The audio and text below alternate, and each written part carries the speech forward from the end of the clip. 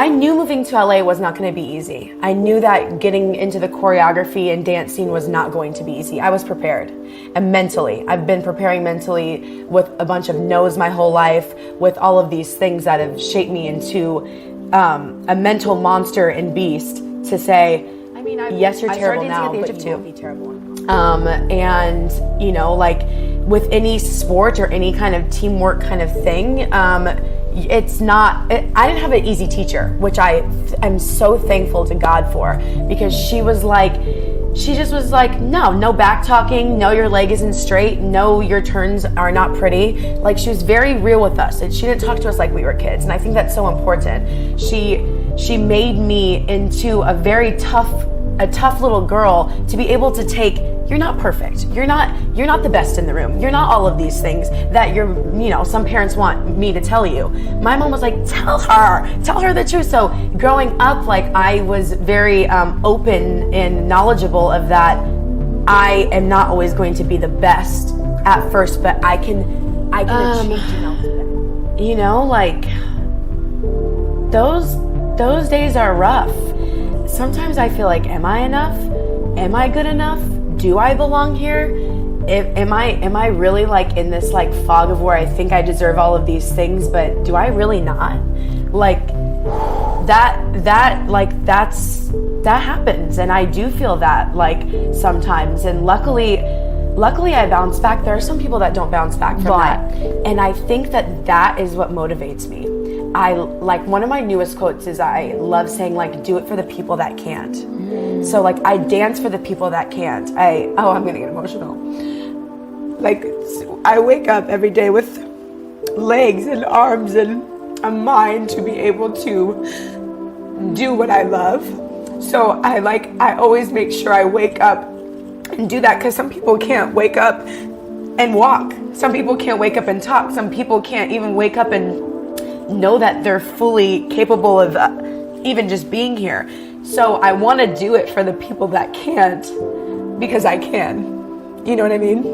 So in the down days, it reminds me that I can wake up the next day and do what I love. So bitch, get over it. You know what I mean? It's kind of like that. So that's how I feel. It's like bracing yourself with mistakes in life, right? Like, I know that I'm not going to wake up and make all the best decisions. I know that not every dance class is going to be my best dance class. I know that not every time I teach, I'm not going to be the best teacher, because it's just unrealistic expectations of myself. But I allow myself to have those bad moments to know what I need to improve on. If I'm always going to be good, or just at this plateau of being good, I'm not knowing what I need to improve for the next day, what to be better at.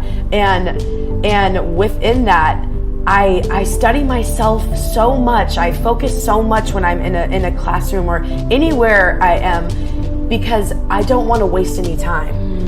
That time is so precious. So when I am going to be in my beast mode, and when I am going to be proving myself to the world, I need to make sure that I'm prepared for it. And it's actually something I had to be okay with. Like, because I don't want to cry all the time, you know what I mean? Like, and I'm like always like, oh, here I go, I get emotional, but I've learned to embrace it, because like, I just feel deeply. I can't deny how I feel. If I pass even a homeless person on the street, like, I pray for them in that moment. Like, that's just the kind of human I am. Like, I just feel that deeply. I can feel that you're a great person. I can feel negativity. I can just feel.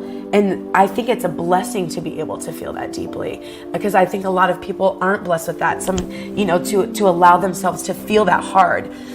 And with my dancing, like, it's how I speak. You know what I mean? So like, without having to say words, I can say how much an emotion can run through the veins of my body. And let's cut to the chase. Like, let's get stuff done. Like, I am a no BS kind of person. So like, I'm not gonna get into my feelings and feel bad for Joe Schmo and feel bad. No, like, business is business. So, and I'm here to do the most that I can with my life in the time that I'm here. So if anything or anyone is stopping that, I'm not gonna feel woe is me. I'm going to knock down those barriers and get to where I need to be. And you can jump on the ship and come along with me, or you can jump off in my little sailboat and row yourself back to shore. I just want to make sure that I'm doing what's best for myself, my family, and those around me. And I've learned that you can't please everybody, and I can't pat everybody on the back on the way. So that's just my mission. And I've learned to know that I can be a nice person, but not have to be nice to everybody. Oh, okay. Talk to me about that. How do you actually do that? I think by just not having to engage with everything. I can pick and choose where I want to spend my time and energy. I don't have to spend my time and energy in someone that's not fulfilling me. Okay, so then I don't have to do that. It's not that I'm not going to be nice to you, I'm not going to be mean to you, but like, I'm just not going to put my energy into that.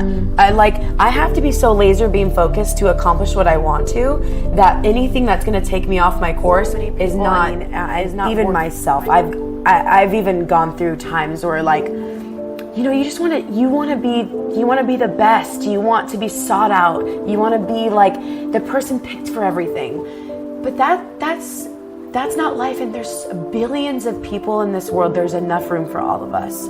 But I think that's why people want to just dim people's lights, because it's like, if I dim enough, then mine will shine brighter. But they don't realize that even when you're in a concert and everyone puts their phone up in the sky, there's room for everybody's light. There's room for everybody's phone, right?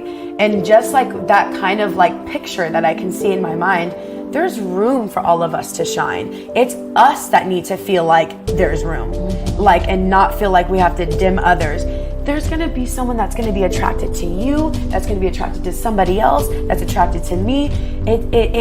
We are all so different and bring something so different to the table. I will tell whoever's listening, and I'm telling myself, it's not easy, because I deal with it on a daily. Somebody can move to LA tomorrow and hit 3 million followers, and I'm still at my 450. But that, like I said, and it can sound cliche, but that is their journey. That was their road to success. And you never know where that road is going to lead them. And you never know what that person has been through. So maybe that person has done 80 more hours worth of training than you, or maybe they haven't. And you have to be okay and accept that. What is meant for Janelle is going to be for Janelle. I got told no for 5 years for a tour in LA, forever. If I would have booked one of those tours, it wouldn't have been the experience I had with Pink. She valued me. She liked my strong body. People didn't like that I was so muscular, and it wasn't accepted. And then I found the perfect person to believe in my muscular, toned, thick-thighed body and loved me for me. And it was the best feeling ever, because I got the thing that was meant for me, not the thing that wasn't meant before. That makes sense. Yes. So waiting and being patient, if you believe fully in yourself and your journey, it will happen. You just have to stay on course, and you don't need to put other people down by doing it, because even if you're putting them down, honey, it's not gonna freaking matter. Yeah, like it's not. So like, you have to just get over it, wish them well, and keep laser focused. I knew moving to LA was not going to be easy. I knew that getting into the choreography and dance scene was not going to be easy. I was prepared. And mentally, I've been preparing mentally with a bunch of no's my whole life, with all of these things that have shaped me into a mental monster and beast to say, yes, you're terrible now, but you won't be terrible. And, you know, like,